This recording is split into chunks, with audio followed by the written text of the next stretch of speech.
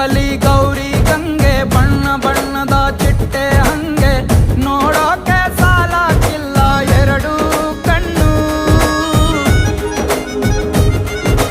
ಗಂಡು ಹೈಕಳು ಬೆಪ್ಪಾದವ್ರೆ ಬೆರಗು ಕಣ್ಣಲ್ಲಿ ನೋಡ್ತಾವ್ರೆ